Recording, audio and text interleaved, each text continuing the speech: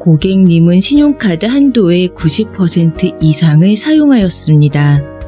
고객님의 상향 가능 한도 및 신청 방법은 문자가 왔다. 방금 6개월 할부로 그릇 세트를 샀는데 아니 그게 얼마나 한다고 벌써 한도의 90%를 초과해? 한도는 500만원. 90%라 함은 내가 450만원을 긁었다는 뜻이다. 미쳤어. 이용 내역을 확인하려다 그냥 카드 앱을 지워버리고 말았다. 몇 달 전에도 그랬다.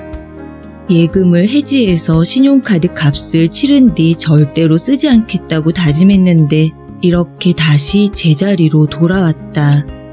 책장에 꽂혀있는 재테크 책만 해도 10권이 넘는다. 늘 마이너스 인생이었다. 이미 이런저런 시도들을 다 해보았다. 예산도 세워봤고 신용카드는 몇 번이나 잘랐는지 모르겠다.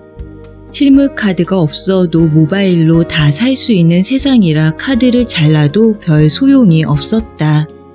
딱히 사치하는 것 같지는 않은데 늘 월급 전이면 돈이 없었다. 아 모르겠다. 누워서 모바일 북클럽에 접속했다. 워낙 책을 많이 사서 돈을 아껴볼까 하고 무제한으로 책을 읽을 수 있는 서비스에 가입했다.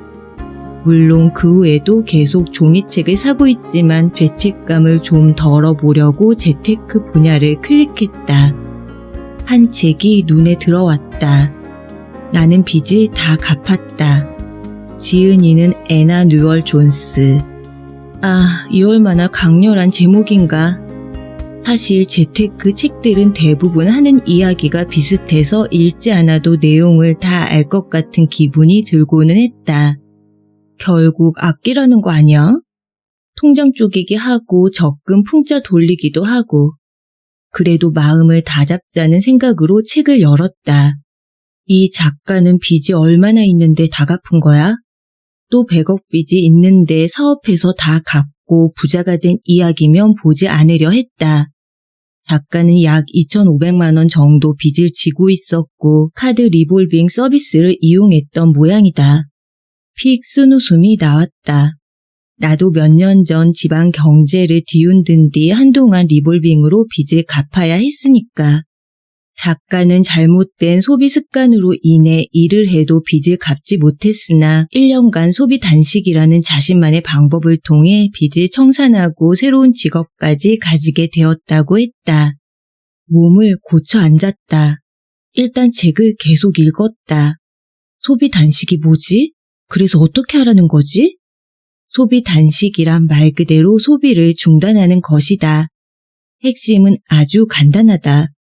1년 정도 기간을 정해서 꼭 필요한 것, 예를 들면 생명 유지에 필요한 음식과 옷, 난방비 등 외에는 일절 돈을 쓰지 않는 것이다. 전에도 많은 재테크 책을 보고 하라는 대로 했는데 나와 맞지 않아서 중도 포기하는 경우가 많았다.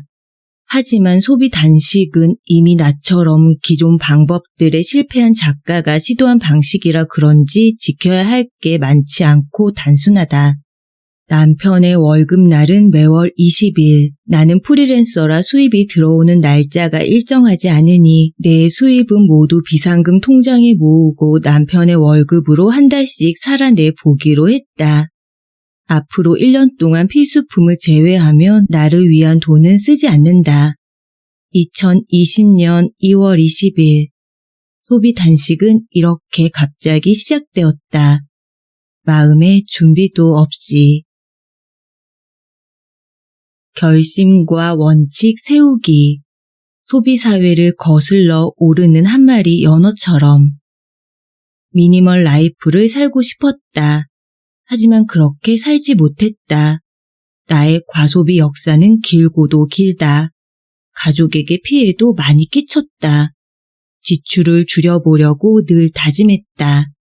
스타벅스에서는 한 달에 10만 원만 쓰자. 이번 달은 봄옷 딱 하나만 사는 거야. 먹는 건 좋은 걸로 조금씩만 사자. 하지만 매달 스타벅스 충전액은 30만 원을 넘고 스파 매장에서 눈이 뒤집혀 사들인 옷은 태그도 떼지 않은 채 옷장에 처박혀 있다. 방탕 커피 마신다며 아이허브에서 주문한 코코넛 오일은 줄어들 기미가 보이지 않는다. 이번 달 카드값만 생각하면 기분이 아득해진다. 월급은 이미 사라진 지 오래. 어떻게 해야 할까? 그래, 그냥 아무것도 사지 말아보자. 그냥 나를 위해서는 앞으로 1년간 아무것도 사지 않기로 하자. 조금 극단적이긴 하지만 금전 감각이 떨어지고 재테크와 거리가 먼 내게 어쩌면 가장 효과적인 방법일 수 있겠다 싶었다. 2020년 2월 20일 시작, 2021년 2월 19일 종료. 1년간의 무소비 생활에 도전한다. 우울과 소비의 상관관계. 나는 우울할 때 카드를 긁어. 카드값 500만 원을 대면할 시간이 왔다. 어디에 썼는지 알긴 알아야 하지 않겠나. 하지만 쉽사리 카드 명세서를 열어볼 용기가 나지 않았다. 심장이 두근거린다. 눈을 딱 감고 카드사 홈페이지에 들어갔다. 손이 덜덜 떨렸다. 비밀번호를 넣고 카드 이용 내역을 다운로드했다. 수십 장은 나올 줄 알았는데 3장 정도였다. 총 액수 482만 9,975원. 이 말이 절로 다시 나왔다. 미쳤어. 어디에 어떻게 썼는지 살펴봤다. 다행인지 불행인지 내가 한 달에 500만 원을 왕창 쓴 건 아니라는 점이 눈에 띄었다. 지난 가을부터 이어온 활부가 누적된 것이 카드값의 46%를 차지하고 있었다. 자랑은 아니다. 이렇게 정리하니 조금 거리를 두고 보는 느낌이 들어 의외로 마음이 차분해졌다. 나는 미친 게 아니라 우울한 거야. 나는 육아, 대학원과 직장 생활을 병행하며 과중한 스트레스로 꽤 오랜 시간 우울, 불안, 불면 등에 시달렸다. 1년 전부터 관련 치료를 본격적으로 받기 시작했다. 더 일찍 병원에 가면 좋았겠지만 용기가 없었다. 치료는 이제 막 마무리가 되어가는 상태였다. 하노버 의과대학의 한 연구 결과에 따르면 쇼핑 중독자 대부분이 우울과 불안에 시달린다고 한다. 나는 카드값 500만 원의 원인을 분석해 보려고 치밀하게 노력 중이다. 이 연구는 구매 쇼핑 장애를 주로 다룬다. 이는 쇼핑에 사로잡혀 물건을 구매함으로써 자신의 정체성을 찾으려 하는 현상을 뜻한다. 이를 겪는 사람들은 자신이 감당할 수 있는 것보다 더 많은 양을, 그리고 자주 사용하지도 않는 물품을 산다. 자신의 감정을 조절하기 위해서다. 기쁜 일이 생겼을 때나 나쁜 기분을 없애고 싶을 때 혹은 자기 불일치를 해결하기 위해 산다. 장기적으로 봤을 때 이 현상을 겪는 이들은 자기 조절 능력이 높지 않기에 돈을 많이 벌어도 과잉 지출을 계속하며 물건을 병적으로 모으기도 한다. 현재는 이를 질병으로 정식 분류하지는 않지만 세계보건기구에서 질병과 증상 등을 분류한 국제질병분류인 ICD-11의 인주 범주에는 포함되어 있다. 과한 쇼핑은 대부분 과한 스트레스에서 온다. 물론 스트레스를 받는다고 모든 이들이 쇼핑에 빠지는 것은 아니다. 어떤 방식으로든 스트레스를 해소해야 하는데 BSD를 겪는 이들은 이를 쇼핑으로 해결하는 것이다. 폭식이나 게임, 도박 중독도 같은 범주에 있다. 나는 약간의 폭식 증세도 있다. 감정 조절은 자기 조절의 일부로 감정, 행동, 동기도 포함하는 개념인데 이런 것들을 조절하고 절제하는 능력은 대부분 어린 시절에 형성된다고 한다. 많은 직장인들의 홧김 비용도 이런 측면에서 바라볼 수 있지 않을까? 우울이나 화를 주체할 수가 없는 것이다. 또한 자기 조절 능력은 체력이나 돈처럼 사람마다 지닌 양이 다르고 한계가 있기 때문에 회사나 학교에서 모두 다 사용하고 나면 집에서는 쓸 수 있는 게 남아있지 않다고 한다. 밖에서는 활기차고 천사 같은 사람이 집에서는 전혀 다른 모습을 보이거나 육아로 지친 사람이 쉽게 우울증에 걸리는 것도 이런 이유일 수 있다. 감정 조절이 어려운 사람은 우울한 감정만 조절이 안 되는 게 아니다. 즐거운 감정도 조절이 쉽지 않다. 나를 예로 들면 SNS를 하다가 경제적으로 풍족한 친구들의 모습을 보면 급격히 마음이 내려앉고 그럴 때면 쇼핑 앱을 열었다. 아무 망설임 없이 물건을 고르고 계산했다. 박사 과정 중 일이 잘 안 풀릴 때, 연인과 싸웠을 때도 쇼핑을 했다. 육아를 하다 혹은 퇴근 후에 너무 힘이 들면 백화점을 누비고 다니기도 했다. 반대로 즐거운 감정이 휘몰아칠 때도 쇼핑을 했다. 나는 어떤 저널을 두고 거기에 내 논문이 실린다면 하고 오랫동안 바라왔는데 그 저널에 논문을 싣게 되었다는 이메일을 받은 달에도 역대급 카드값을 경신했다. 부모님 탓은 아니에요. 이런 감정 조절 능력은 어린 시절의 경험에 영향을 받는다고 알려져 있다. 그렇다고 해서 부모님이 나를 잘못 키웠기 때문에 내가 스트레스를 받을 때마다 쇼핑에 빠진다고 말하려는 건 당연히 아니다. 중요한 건 부모님이 나를 어떻게 키웠느냐와 상관없이 나 자신을 받아들이고 뚜벅뚜벅 걸어 나가는 것이다. 다른 이들을 탓하며 사는 건 옳지 않다. 문제 해결에도 전혀 도움이 되지 않는다. 나는 이미 성인이 된 지 수십 년이 지났으며 부모님의 보살핌을 받으며 살아온 시간보다 내가 혼자 결정하며 살아온 날이 더 길다. 지금의 나를 받아들이는 것이 중요하다. 부모님은 순간순간 최선을 다해 나를 키웠고 그분들의 실수는 이제 잘 기억나지 않는다. 어린 시절 내게 새겨진 무늬는 빛바랜 지 오래다. 스스로 나만의 길을 걸어가는 것이 최선이다. 그래서 나는 다시 병원으로 향한 것이다. 약을 다시 좀 늘려야겠어요. 의사 선생님이 말했다.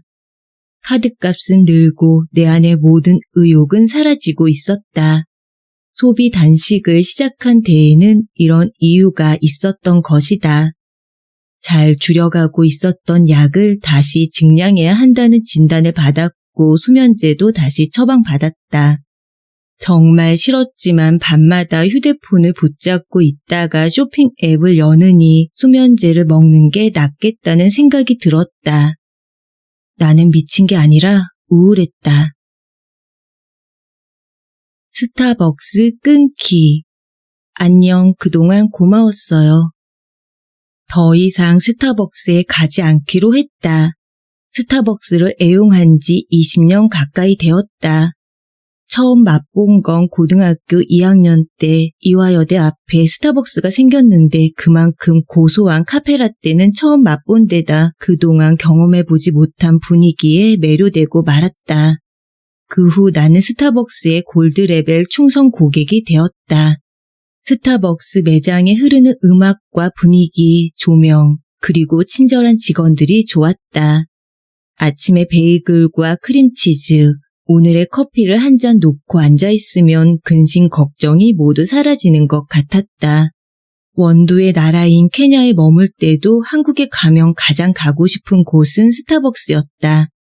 커피 한 잔은 삶의 활력소가 되는 소소한 소비라고 생각해서 특별히 줄이지 않았다.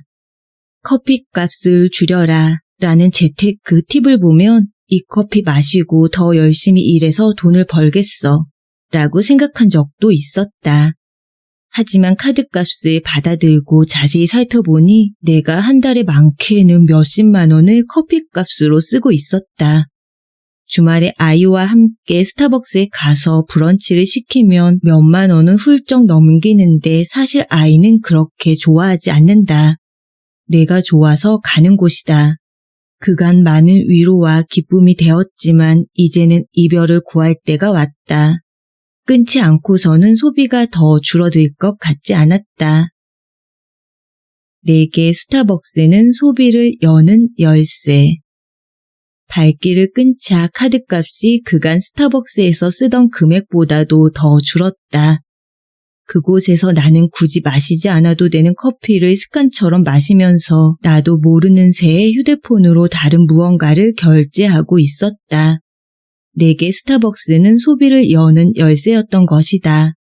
스타벅스에 쓰는 돈을 몇만 원 이내로 줄여보려는 시도도 했지만 계속 실패했다. 나에게는 줄이는 것보다 끊는 게 더 맞았다. 줄이려면 더 강한 의지가 필요한 것 같다.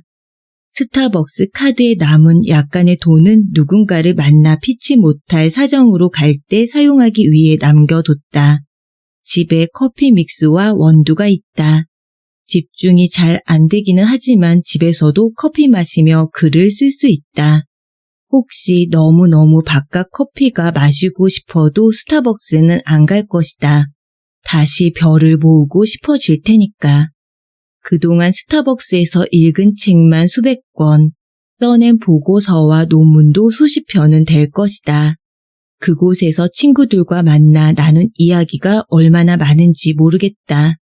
종로 2가 안쪽에 있던 지금은 없어진 2층짜리 커다란 매장에서 친구와 만나 목이 아프도록 수다를 떨던 날이 생각난다. 눈발이 휘날리던 유리창 밖을 내다보며 나누던 이야기들이 아직 남아 나를 이루고 있다. 고마웠어요, 스타벅스. 그동안 정말 행복했어요. 언젠가 내가 합리적인 소비를 할 수 있는 사람이 되면 돌아올게요. 그때까지 늘 번창하고 건승하길 바랍니다. 안녕. 쇼핑 앱 중독에서 벗어나기. 내일 당장 쿠팡이 오지 않아도 괜찮아. 아침에 문을 열면 택배 상자가 산더미처럼 쌓여 있었다.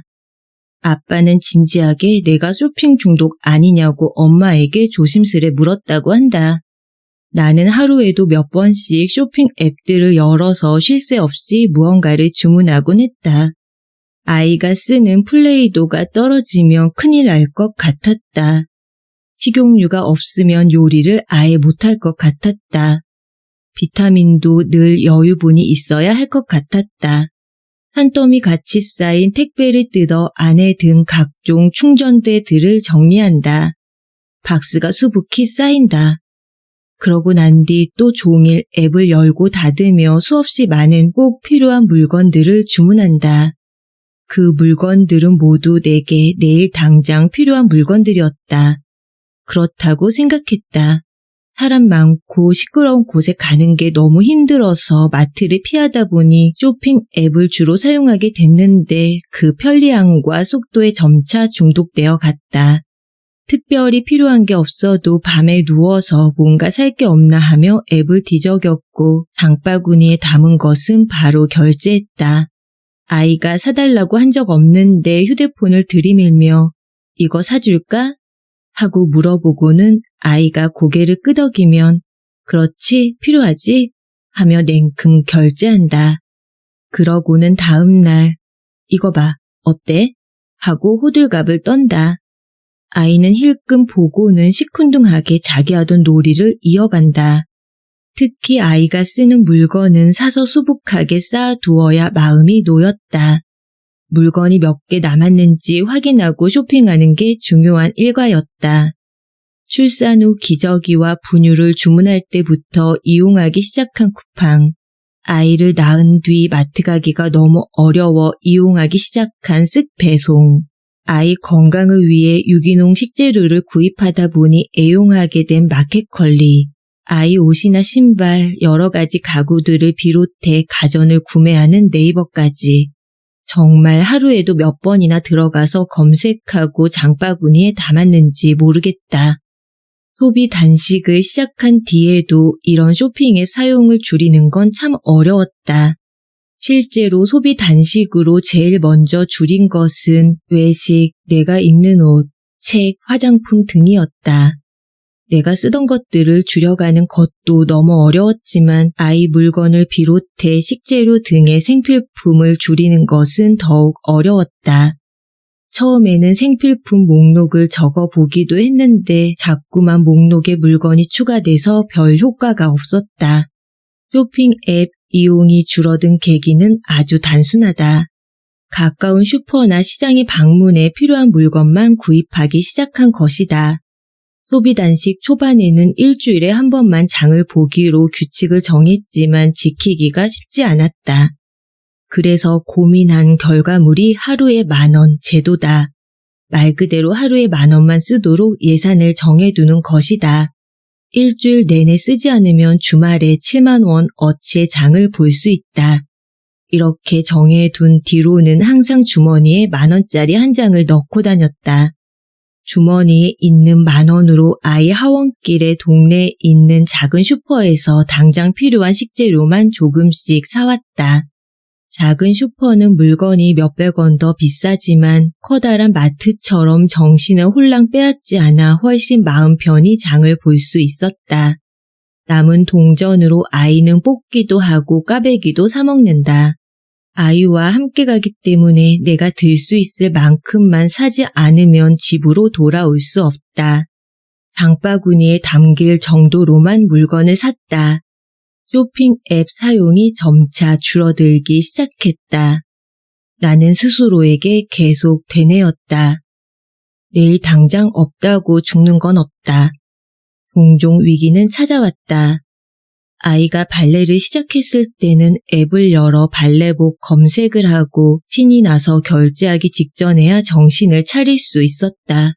당장 내일 발레복이 필요한 게 아니라 3주 넘게 시간이 있었다. 같은 아파트에 사는 친한 언니에게 혹시 딸이 입던 발레복을 빌려줄 수 있는지 물었다. 언니는 아주 흔쾌히 이제 작아서 입지 못하는 발레복 2벌을 나눠줬다. 고마운 마음에 이것저것 아이 간식을 챙겨 가져다 주었다.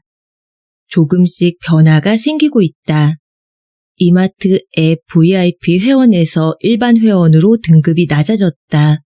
네이버 쇼핑에서도 일반 회원으로 강등되었다. 쿠팡 와우 월회비 결제를 취소했다. 마켓컬리 회원 등급도 낮아졌다. 나는 자유로워지고 있다. 글쓰기. 돈 쓰고 싶을 때 글을 쓴 이야기. 소설 소공녀의 주인공 세라는 아버지가 세상을 떠나자 다락방에 살며 다니던 학교에서 일하는 신세가 된다. 아버지가 죽기 전에는 유복한 생활을 했던 세라는 어려움이 닥칠 때면 특유의 상상력을 발휘해 위기를 극복하고 본래의 자신을 잊지 않으려 노력한다. 어릴 적 그 이야기가 너무도 맘에 든 나는 자기 전에 작은 이불에 누워 세라처럼 상상의 나래를 펼치곤 했다. 글쓰기에 재미를 붙인 후로는 많은 상상을 글로 옮겼다. 소비 단식을 한 뒤로는 너무 갖고 싶은 것이 있을 때면 글을 썼다. 코트를 사고 싶으면 그림까지 곁들여서 묘사하며 상상해 보기도 했다. 그러고는 코트를 가지고 싶은 이유를 최대한 자세히 파고들며 왜라는 질문을 많이 던졌다. 왜 지금 내게 이 코트가 필요한가? 왜 나는 이 목걸이가 가지고 싶을까? 왜 지금 꼭 이 떡을 사야 하는가? 그렇게 파고들다 보면 많은 경우 꼭 필요해서가 아닌 다른 이유가 있었다. 이번 주에 부자 친구를 만나니 있어 보이고 싶다거나 나이를 먹으면 고급 목걸이 하나쯤은 있어야 한다는 블로그 글을 봤다거나 유행하는 떡을 사서 인스타그램에 인증하고 싶다거나 하는 식으로 글을 쓰다 보면 나의 현재 마음을 확인할 수 있었고 자연스레 소비 욕구가 사라졌다. 이렇게 쓴 글들을 어딘가에 남겨두고 싶었고 누군가에게 응원받고 싶었다. 너무 부끄러워서 엄마에게도 말 못한 카드값이 500만 원 나왔다는 이야기를 누군가에게 털어놓고 격려받고 싶었다. 그렇게 쓴 글들이 바로 이 소비 단식 일기다. 소비 단식을 처음 제안한 책 나는 빚을 다 갚았다의 작가도 꼭 SNS에 글을 올리고 함께하는 사람들을 만들라고 조언한다. 나도 이 일기를 온라인에 올리며 소비 단식을 이어갈 힘을 얻었다. 소비 단식에 도전한다면 자신이 편하게 이용하는 플랫폼에 그 여정을 간단하게나마 기록하길 추천한다. 혼자서라면 완주하기 어려운 길이지만 함께하면 끝까지 갈 수 있을 것이다. 빚으로 투자하기. 빚 갚으려다 빚 늘어난 이야기. 제목에서 알 수 있듯이 빚 갚으려다 빚이 늘어난 이야기를 해보려 한다. 정말 뼈아픈 실수라 밝히는 것을 여러 번 망설였지만 카드값 500만 원도 밝힌 마당에 밝히지 못할 이유는 없다. 2021년 초 많은 사람들이 가상화폐를 통해 거대한 부를 축적했다는 기사와 부동산 가격 폭등 등으로 상대적 박탈감에 시달리던 때였다. 당시 나는 한 가상화폐 백서를 유문하는 작업을 하고 있었고 마침 연관된 회사에 면접을 보게 되었다. 면접에 앞서 가상화폐에 대해 알아둬야겠다는 생각이 들어 난생 처음으로 한 코인을 구매했다. 몇 주가 지났을까 그 코인 가격이 4배 올랐다. 심장이 벌렁거려 정신을 차릴 수 없었다. 다음날 수익이 난 코인을 판매했다. 고작 한 달 만에 몇 배의 수익을 얻다니. 여기서부터가 문제였다. 돈 버는 일이 너무도 쉽게 느껴졌다. 어리석게도 빚을 갚기 위해 소비를 줄일 게 아니라 수익을 늘려야겠다는 생각을 하고 말았다. 한 달이면 적어도 2배는 될 테니 대출을 받아 투자해도 괜찮겠다고 생각했다. 흔히들 말하는 빚2, 빚내서 투자다. 수익률이 높으니 투자를 위해 빌리는 돈은 거뜬히 갚을 수 있을 거라 생각했다. 그간 소비 단식을 하며 카드값도 잘 갚아서 신용 점수가 높았다. 결국 꽤 많은 돈을 대출받아 각종 코인과 주식을 샀다. 소비 단식을 하며 거의 다 갚은 빚이 빚투로 인해 순식간에 몇천만 원으로 늘어났다. 나는 투자를 위해 4천만 원의 대출을 받았다. 3천만 원으로 코인을 사고 1천만 원으로 주식을 샀다. 한동안은 약 10%의 수익률을 유지했으나 여름 이후 계속해서 마이너스 수익률을 기록했다. 얼마 지나지 않아 대출 상환일이 돌아왔고 어쩔 수 없이 갖고 있던 주식과 코인을 조금 처분했다. 2,500만 원어치의 코인과 500만 원어치의 주식이 남아 있었다. 주식과 코인 매매창이 파란색인 걸 보면서도 나는 좀처럼 포기를 못하고 있었다. 내일이면 막 오르지 않을까? 오늘 팔면 내일 후회하지 않을까? 그런 일은 없었다. 다음 날은 더 아래로 내려갈 뿐이었다. 그러기를 수개월 매번 내야 하는 상환금에 정신을 차릴 수 없었다. 나는 이미 투자 손해를 본 것은 물론 새로 출근한 회사에서 받는 월급 대부분을 상환금에 쓰고 있었다. 참으로 이상한 계산법이었다. 빚2의 끝은 마이너스 수익률이고 이제 나는 그간 쌓인 대출 이자나 갚아야 하는 걸까? 마이너스 삶이 점점 깊어져 갔다. 월급이 들어와도 순식간에 사라졌다. 카드값을 갚을 때와는 허무함의 차원이 달랐다. 그렇게 차트를 들여다보던 어느 아침 문득 내가 대출을 안 받고 갖고 있던 빚을 월급으로 정리했다면? 하고 생각해 봤다. 단 3개월이면 충분히 갚았을 금액이었다. 정신이 번쩍 들었다. 어느 날 정신줄을 놓고 대출을 받았지만 이제 모든 것을 다시 제자리로 돌려놓자는 생각이 들었다. 남아있는 코인과 주식을 정리하기 시작했다. 결심했으니 하루 만에 다 정리하는 게 옳았겠지만 역시 쉽지는 않았다. 오르내리는 코인을 보며 몇 번이나 망설였고 정리하는데 며칠이 걸렸다. 가장 큰 문제는 코인과 주식에 손을 댄 기간 동안 소비 단식을 전혀 실천하지 못했다는 것이다. 이제 나는 돈을 많이 벌 테니 소비 단식은 안 해도 된다는 아니란 생각을 했다. 소비 단식의 본질을 잊어버리고 마음대로 중단한 것이다. 소비 단식과 다이어트는 정말 닮았다. 건강을 위해 관리하며 노력하면 적정한 체중과 튼튼한 몸은 저절로 따라오기 마련인데 몸무게 줄이기에만 집착하면 극단적인 방법을 사용하게 되고 결국 요요가 온다. 내가 소비 단식을 시작한 것도 처음엔 단순히 빚, 카드값을 갚기 위해서였다. 하지만 요요를 경험하고는 건강한 소비 습관 갖기로 목표를 정해 내가 소비하는 것들에 대해 고민하고 줄였다. 그런데 갑작스러운 코인과 주식, 그리고 단기간에 큰 돈을 벌려고 했던 욕심이 나를 원래보다 더 안 좋게 만들어버렸다. 길을 잃은 3개월만큼 소비 단식을 더 하기로 했다. 처음 각오했던 1년을 순수하게 채우는 게 이렇게나 어려울 줄이야. 여름에 시작해 여름에 끝나야 했던 소비 단식이 가을까지 이어지고 있었다. 대출 상환. 도대체 나는 왜 그랬을까? 직장 생활을 다시 시작하며 받는 월급을 모두 대출금 갚는 데 사용하고 있다. 정기적인 수입이 생기니 원래 가지고 있던 빚을 갚는 속도는 더 빨라졌다. 대출 상환 완료 문자를 하나둘씩 받을 때마다 뿌듯했다. 그리고 드디어 원래 가지고 있던 빚 910만 원을 모두 상환했다. 소비 단식을 시작한 지 9개월 만의 일이다. 10년 가까이 가지고 있던 학자금 대출과 카드값이 사라졌다. 하지만 그 기쁨을 삼켜버리는 것은 투자를 위해 받은 대출들이었다. 소비 단식을 하면서는 신용카드를 거의 사용하지 않아서 할부금도 빠르게 줄었다.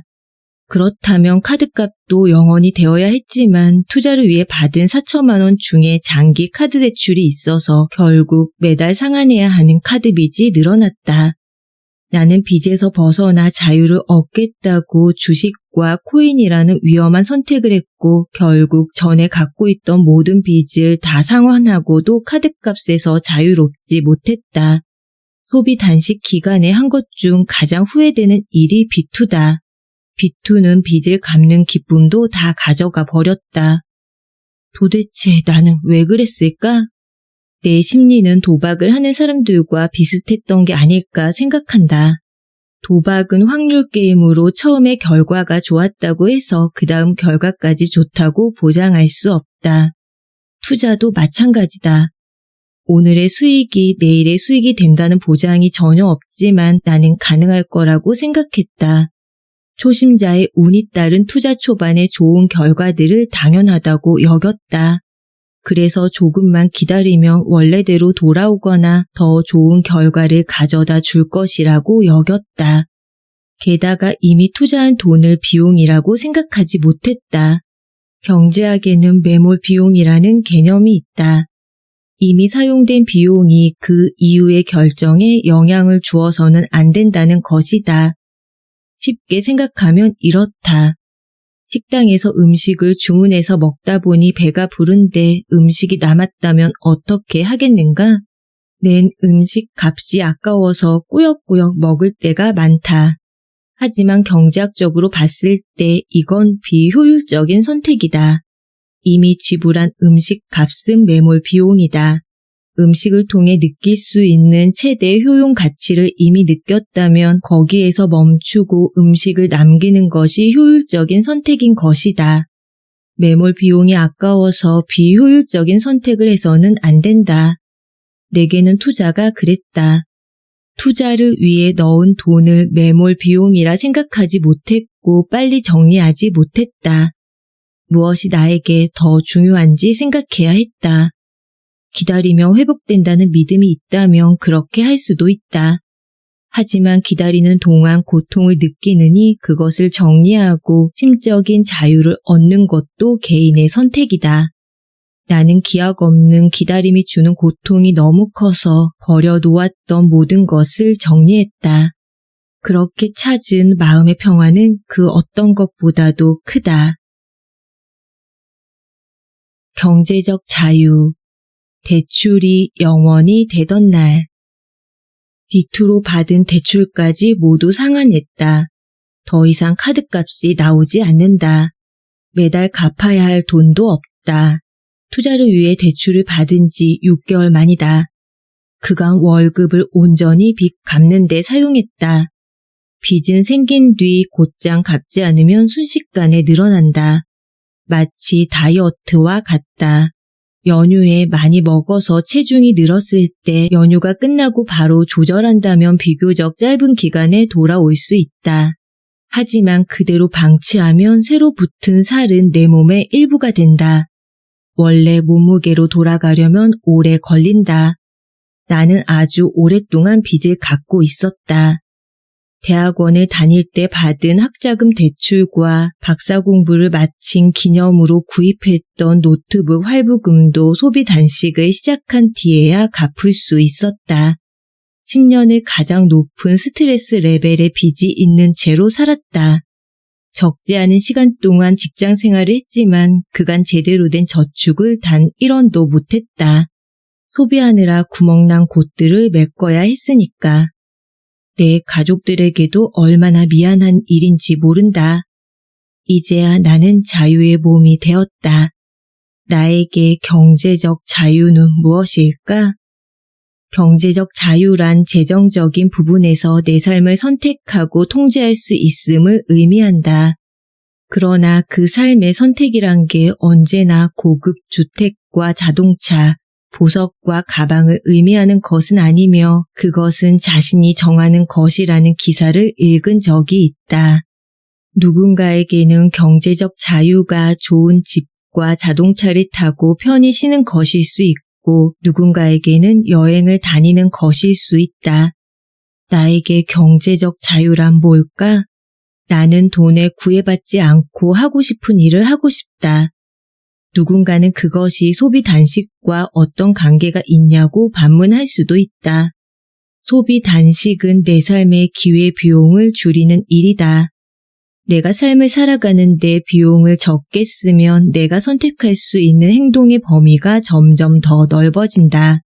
예컨대 생활비로 30만 원이 필요한 사람은 모아둔 돈으로 하고 싶은 일을 하면서 지낼 수 있는 기간이 60만 원의 생활비가 필요한 사람보다 더 길 것이다.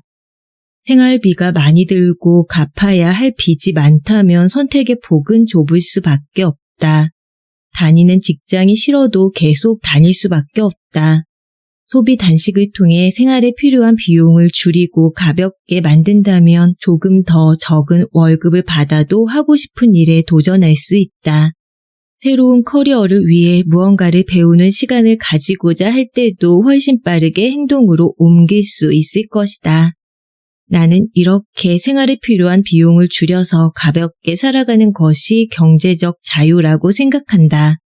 이제 나는 경제적 자유를 위해 나아갈 것이다. 소비 단식 결산. 포기하지 않는다는 원칙. 땡땡땡님의 이번 달 결제 예정 금액은 이런 문자는 이제 오지 않는다. 카드값 500만 원에서 시작된 소비 단식이 거의 2년이 다 돼서야 끝이 났다. 중간에 요요가 온 적도 있었고 투자를 위해 대출을 잔뜩 받았다가 오히려 빚이 늘어나기도 했다. 이 굴곡마다 소비 단식을 멈춰 종료일이 계속 뒤로 밀렸다. 하지만 스스로 세운 원칙대로 포기하지 않았다. 결국 내가 세운 많은 원칙 중 포기하지 않는 것, 그것이 소비 단식에 있어서 가장 중요했다. 처음 소비 단식을 시작했을 때는 마이너스 1,600만 원이었다. 소비 단식이 끝나고 몇 달이 지난 지금 월급을 저축해 플러스 1,000만 원이 되었다. 우여곡절 끝에 드디어 마이너스 삶에서 플러스 삶에 진입했다. 소비 단식을 하는 내내 여러 변화가 있었다. 채식을 하게 되었고 직장이 생겼으며 모든 대출을 정리했고 약간의 저축이 생겼다. 카드 값은 0원이 되었고 더 이상 병원을 다니지 않아도 될 만큼 마음도 건강해졌다. 소비 단식이 가져온 변화를 정리해 보려고 한다. 1. 정기적인 수입이 생겼다. 대학원에서 막 공부를 마치고 직장도 없이 누워있을 때 내게 필요한 돈을 계산하며 매달 얼마씩이라도 제대로 벌면 좋겠다고 일기에 적은 적이 있었다. 소비 단식을 하며 외주나 단기 계약 등으로 작게 일을 시작했고 그 사이에 정규직이 되어 지금은 수입이 더 늘었다. 예전에 나였다면 수입이 늘면 지출도 덩달아 늘었을 텐데 지금은 거의 변화가 없다. 월급날 읽고 싶던 책을 한 권 사서 보는 정도의 사치를 부리고 있을 뿐이다. 2. 저축이 생겼다. 이제는 더 이상 돈이 통장을 스치고 지나가지 않는다. 대신 예금액의 앞자리가 바뀌고 저축이 넉넉하게 쌓이기 시작했다. 저축은 나에게 자유다. 언젠가 하고 싶은 일이 생기면 그것을 향해 과감하게 방향을 틀 수 있는 힘을 주고 우리 가족의 삶에 예상치 못한 변화가 찾아올 때면 든든한 버팀목이 되어줄 것이다. 3. 대출을 정리하고 카드값이 0원이 되었다. 금융 앱에서도 축하해줬다. 지난달에도 열심히 갚으셨군요. 라는 문구가 떴다. 사실 대출 없는 삶, 카드값이 없는 삶은 내 예상보다 평범했다. 종종 빚이 없다는 사실을 떠올리며 미소를 짓게 됐고 내 자신에게도 잘했다고 말해줬지만 그 뒤의 삶이 드라마틱하게 변한 것은 아니다. 하지만 얼마 쓰지도 않은 것 같은데 매달 힘들게 번 돈을 모두 바쳐야 하는 소장농 같은 삶에서 이제는 내가 거둔 곡식을 내 곳간에 넣는 평범한 농민이 된 것 같은 작은 기쁨을 누리고 있다. 카드값 없는 달이 시작될 때는 약간 어색하기도 했고 혹시 어딘가에 남은 카드값이 있는 것은 아닐까 살짝 불안했다. 월급을 아무도 가져가지 않자 부자가 된 기분에 또 마구 소비할 뻔했다. 역시 사람은 쉽게 변하지 않는다. 하지만 월급날인 25일마다 이 통장 저 통장으로 돈을 옮기지 않아도 되며 카드 명세서를 받아들이지 않아도 된다는 사실은 깊은 안도감을 주었다. 4. 약을 먹지 않게 되었다. 드디어 병원을 다니지 않게 되었다. 처음엔 약을 먹지 않는 삶이 어색했고 괜찮을까 불안하기도 했다. 하지만 적은 기간을 무사히 잘 보내고 이제는 약 없이도 잘 자며 일상생활을 유지하고 있다. 내 마음이 건강해져서 소비가 준 것인지 아니면 소비가 줄어 내 마음이 나아진 것인지는 정확히 알 수 없다. 하지만 서로 좋은 영향을 주고받은 것은 확실하다. 카드값이 줄수록 마음이 점점 나아지는 것을 자주 느꼈다. 5. 다시 시작하기. 소비 단식을 하는 내내 시행착오가 너무 많아서 과연 이것이 바람직한 소비 단식인가 여러 번 고민했다.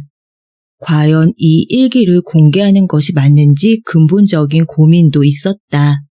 누군가에게는 10년에 한 번 일어날 일이 누군가에게는 몇 달 사이에 일어나기도 하는 것이 인생이다. 어떤 이는 평생 경험하지 않는 실패와 굴곡을 나는 불과 2년도 안 되는 사이에 겪었지만 결국은 다시 제자리로 돌아올 수 있었다. 모두 이렇게 소비 단식을 하고 글을 쓴 덕분이었다. 그래서 나는 결심했다. 앞으로도 계속해서 소비 단식을 이어가자고. 앞으로도 나는 자주 실수할 것이고 또 언제 사고를 칠지 모른다. 그러나 언제나 그랬듯이 포기하지 않을 것이다. 더 줄일 곳은 없는지 불필요한 소비는 없는지 찾아보며 더 가볍게 자유롭게 살아가고 싶다.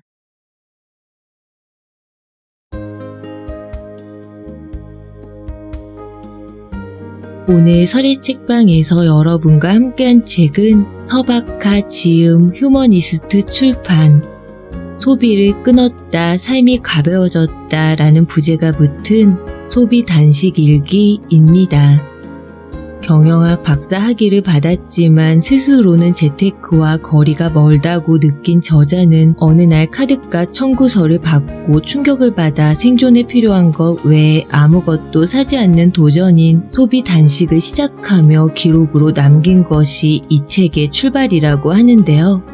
건강의 기본이 체중 조절인 것처럼 인생의 진정한 자유와 행복 또한 소비 조절의 시작으로부터 만들어지는 건 아닐까 생각하게 됩니다. 오늘도 한 권의 책과 함께 소중한 시간 나눠주신 여러분의 오늘이 경제활동과 소비생활에 대한 새로운 관점과 힌트로 더욱 가볍고 활기찬 생각과 행동으로 가득 채워지시기를 바랍니다.